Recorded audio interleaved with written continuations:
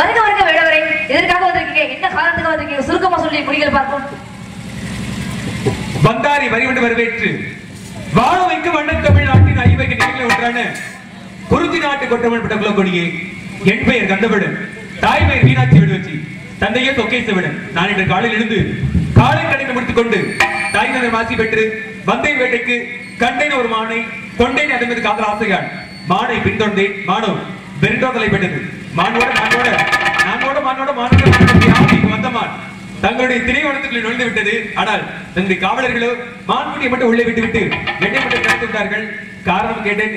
இடத்திற்கு தலைவியான தாங்கள் எழுதி வேண்டும் என்று தெரிந்தார்கள். இடத்திற்கு தலைவி அப்படிங்கிற வரையில அன்போடும் பண்போடும் பாசத்தோடும் நேசத்தோடும் கேட்டுக்கொள்கிறேன். ஆக இங்க வந்தபடி மனுடைய பெருமையை கூறி சற்று கவனமாக கேளுங்கள்.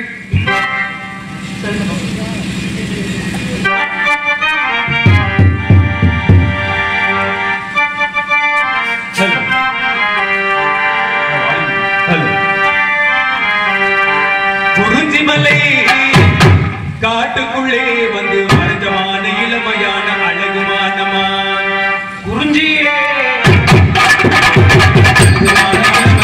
அழகுமானமா அலைமானமா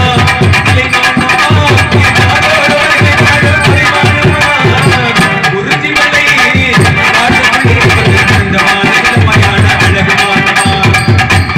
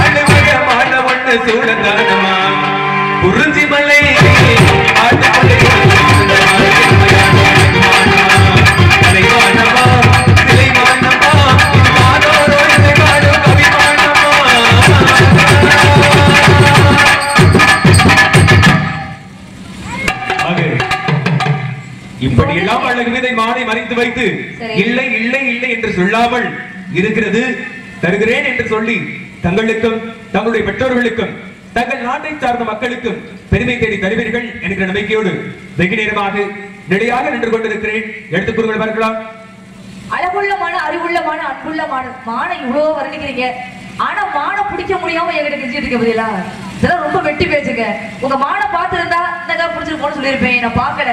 அதனால மானை தேடி வந்தவரே மாடு எங்கு வந்தாங்க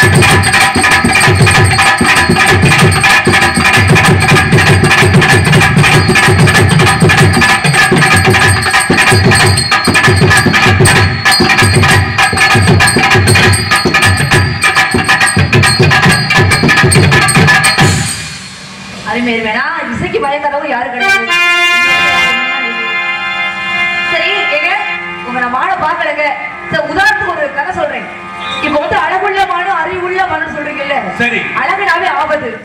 புரியுதா? அழகுனாலே எல்லாரும் ஆபத்துதானே. அதாவது அளவோட ஆசைப்பட்டா அது அளவு. அளவுக்குமே ஆசைப்பட்டா பேராசை பெரும் நஷ்டம் இருக்காங்க. அதனால அளவு ஆசைப்படணும். இப்ப ஒரு அழகுக்காக ஆசைப்பட்டது யார் தெரியுமா? அதுல ஒருத்தன் வந்து ஏமாந்துட்டான். என்ன பண்ண, ஒரு அரசனும் ஒரு மந்திரி வேட்டைக்கு போயிருக்காங்க 2 பேரும். அப்ப வேட்டை போற வழியில என்ன பண்ணிருக்காங்க, ஒரு ஈச்ச மரத்துல அழகான ஒரு பெண்ணு மரத்துல உட்கார்ந்துருக்கா. அந்த ஈச்ச மரத்து மேல ஆசைப்பட்டு மரத்துல ஏறிட்டா. ஆனா இறங்க முடியல. முள்ளு மரமா இருக்கிற ஆசைப்பட்டு பழத்துக்காக ஏறிட்டோம், இறங்க முடியல, யோசனை பண்ணிட்டு உட்கார்ந்து இருக்கிறா. அப்படி உட்கார்ந்து இருக்கும் போது என்ன பண்ணுங்க, இவங்க வேட்டையிட வரும்போது அவங்க பார்வை வந்து இந்த அரசனும் அந்த மந்திரியும். அப்ப வந்து சுத்தி பார்க்கும்போது அந்த பெண்ணை வந்து கண்ணுக்கு தெரிஞ்சு போயிடுது அரசனுக்கு.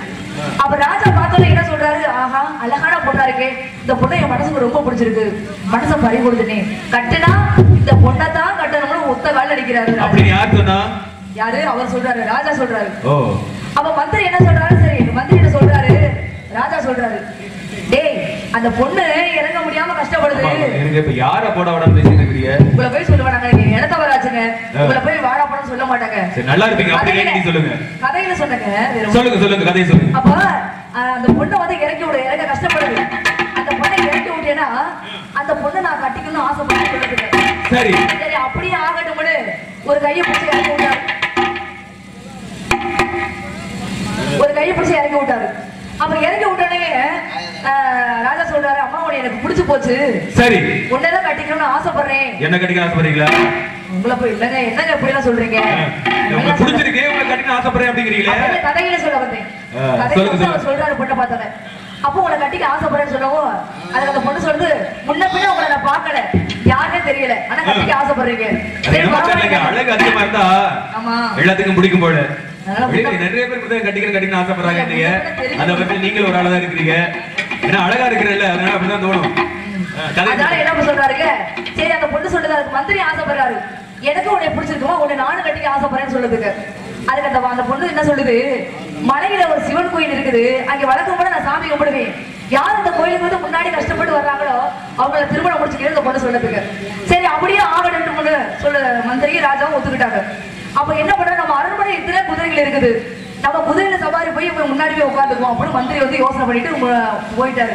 இங்க வேடவர் அப்புறம் போயிட்டாரு. அப்ப ராஜா என்ன சொல்றாரு, ராஜா பக்கத்துல தானே பேச்சு வருமா, நீங்க மனசார ஏன் அப்படி ஒரு இது இல்ல கால கண்ணன் தேடிருக்கீங்களே, எனக்கு மானுடைய பிடிக்கிற வேகத்துல நின்னுட்டு இருக்கேன், உங்ககிட்ட சொல்லிட்டு இருக்கேன், அப்புறம் அங்க போய் நின்னீங்கன்னா பேசுங்க கேட்டு தானே இருக்கேன். அதனால என்ன பண்றாரு, அப்ப வந்து அந்த பொண்ணு வந்து சொன்னோனே இவர் ராஜா மனசுல வந்து ரொம்ப ஆசை, அதாவது உயிர் பீரா விரும்புறாரு அந்த பொண்ணை.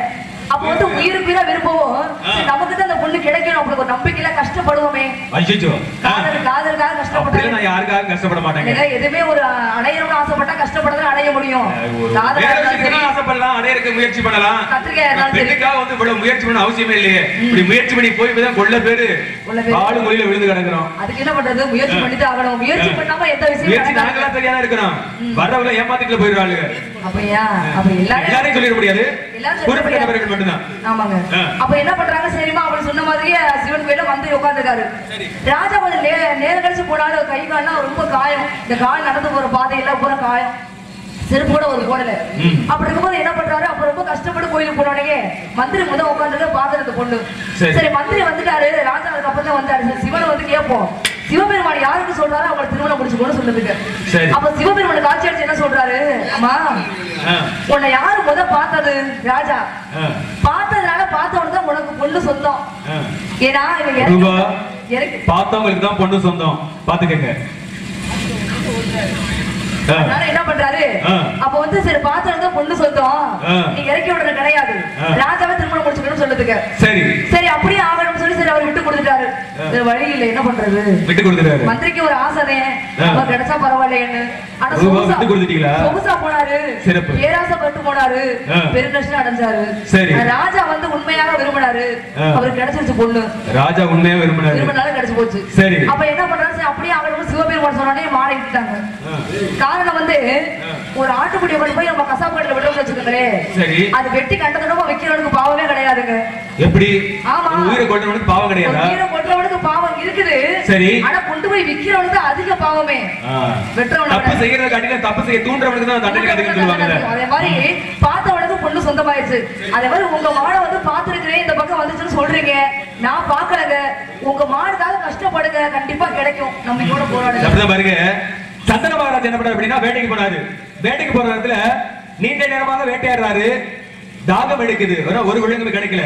தாகம் எடுத்தோட தண்ணீர் இருந்தாலும் பாக்குற பொழுது சுத்தி முத்தி பாக்குறாரு. பாத்தீங்க அப்படின்னா பக்கத்துல பாத்தீங்க அப்படின்னா ஒரு நீரோடை ஆகப்பட்டது ஓடிக்கொண்டிருக்குதான். அந்த நீரோடையில போய் தண்ணி குடிக்கலாம்னு போய் பாக்குற நேரத்துல தண்ணி குடிக்கலாம்னு பாக்குற நேரத்துல பாத்தீங்கன்னா ஒரு அழகான பெண்ணு. அழகின அழகு அப்பேற்பட்ட ஒரு அழகு நிக்கிற கிடத்துல உங்களை மாதிரி வச்சுக்கலாமே. அழகின அழகு அப்பேற்பட்ட ஒரு அழகு நிக்கலாம். எனக்கு தண்ணியை குடிக்கலாங்கிற ஒரு எண்ணமே மறந்து போயிடுச்சு.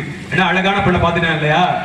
பார்த்த உடனே தாகமே அடங்கி போயிடுச்சு. பார்த்த உடனே தாகமே அடங்கி போயிடுச்சு. தண்ணீர் குடிக்கல.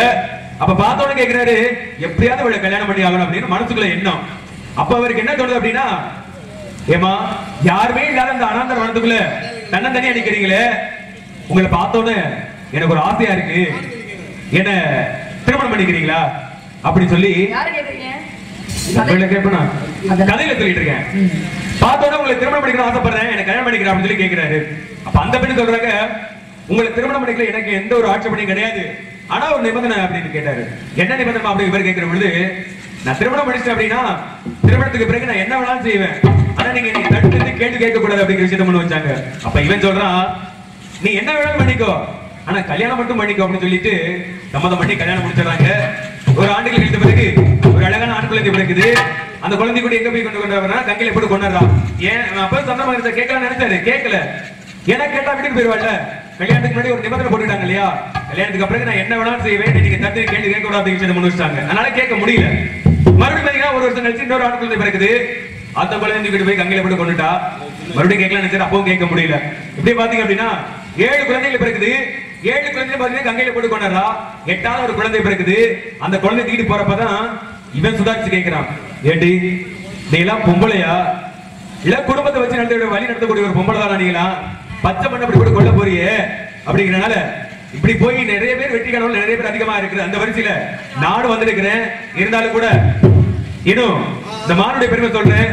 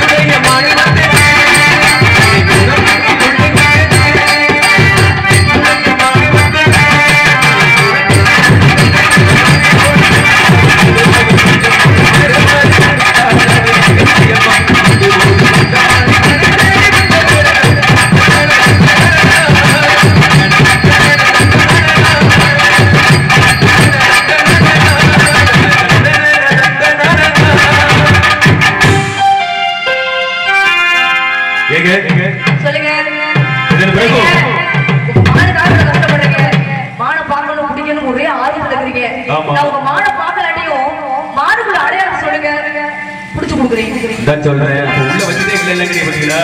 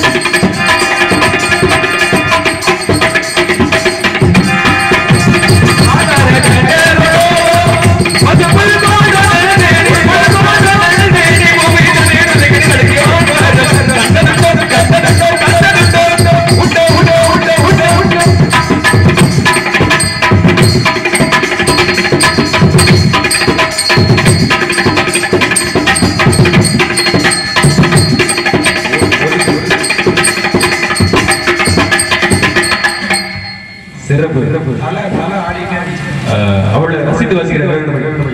மான்குடி உங்களுக்கான தேடி வந்தேன். என்னையவா? ஆமாங்க, உங்களை கரம் பிடிக்காம விட மாட்டேன், கரம் பிடித்தால் விட மாட்டேன்.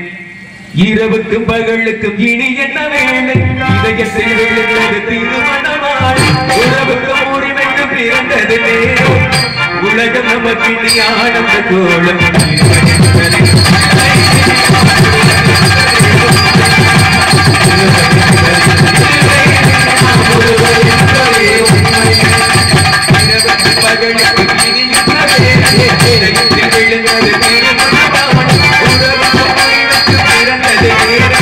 உலகம் நமக்கு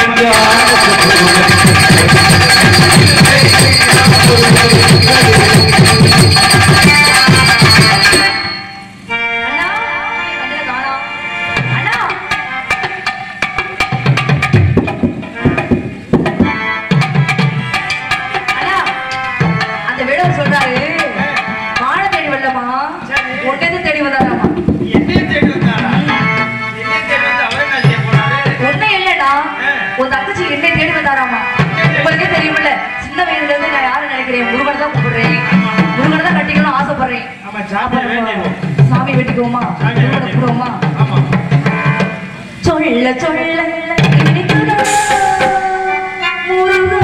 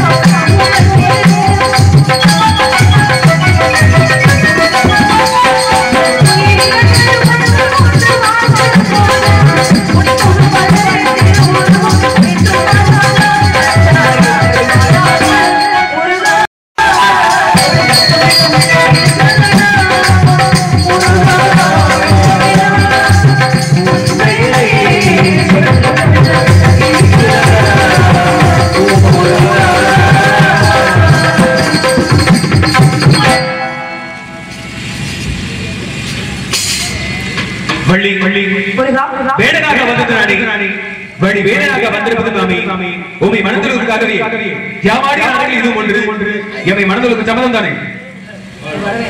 என்ன வர வேண்டும்? தெய்வயானை வள்ளி என்று அழைக்கப்படாது, வள்ளி தெய்வானை என்று அழைக்க வேண்டும். அப்படி ஒரு முதலிடம் கொடுக்க வேண்டும். தாரத்தில் இரண்டாக இருந்தாலும் தரத்தில் உமைக்கை முதலில் கொடுத்து இன்று முதல் இந்த உலக மக்கள் அனைவரும் வள்ளி தெய்வயானை வள்ளி தெய்வானை என்று உன் பெயரை முதலில் உச்சரித்து வள்ளி தெய்வயானை சமயத்துக்கு என்று எல்லோரும் அழைக்கப்படுவார். பாரதிய தந்த முழக்கட்டு மங்களவாத்தியம்.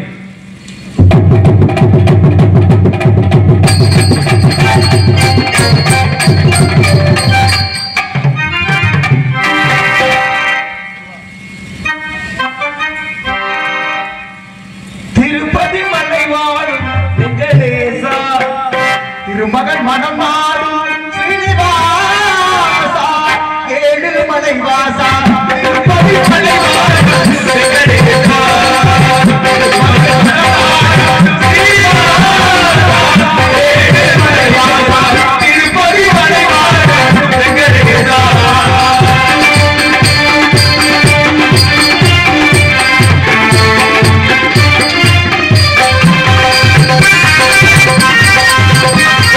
Thank you.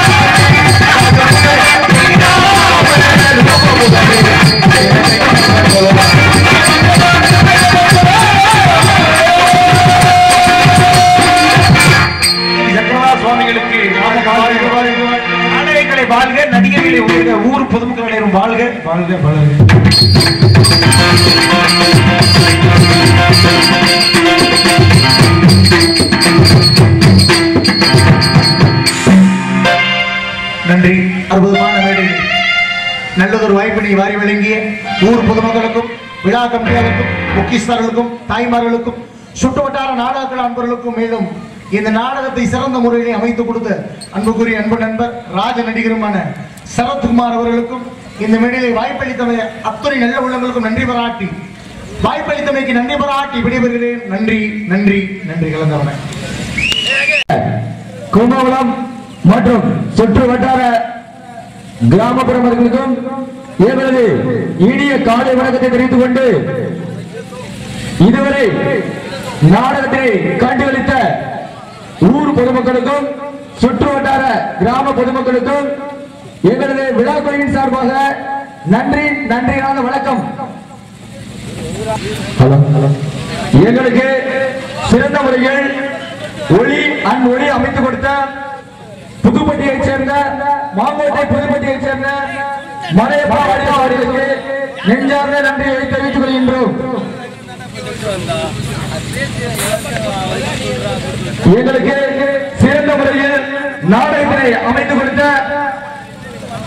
எங்களுக்கு சிறந்த முறையில் நாடகத்தினை அமைத்துக் கொடுத்த குழந்தை விநாயகத்தைச் சேர்ந்த அன்பு மாமா சரத்குமார் அவர்களுக்கு ஊர் பொதுமக்கள் கும்பகோணம் மற்றும் இளைஞர் நற்பணி மன்றத்தின் சார்பாக நெஞ்சார்ந்த நன்றியை தெரிவித்துக் கொள்கின்றோம்.